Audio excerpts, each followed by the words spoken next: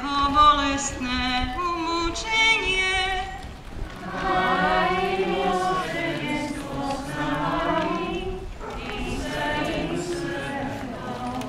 pre jeho bolestné umúčenie,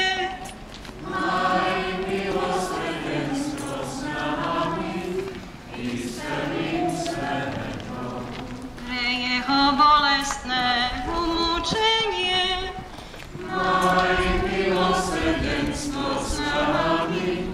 i s celým svetom, pre jeho bolestné umúčenie,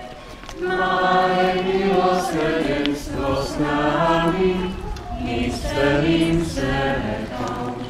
pre jeho bolestné umúčenie,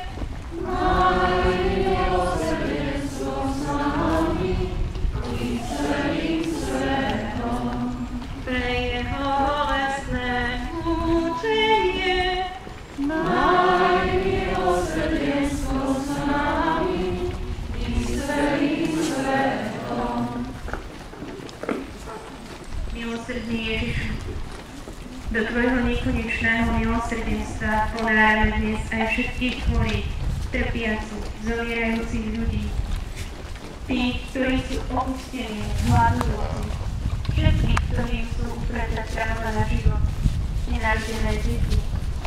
starých a nevládnych ľudí, tých, ktorí nie sú schopní začleniť sa do spoločnosti. Ty si stvoril život na zemi pre radosť a nie pre bolesť. Skrze Eucharistiu Ježiša Krista oživuj, posilňuj, uzdravuj všetky naše trápenia, lieč naše choré srdcia i duše, aby to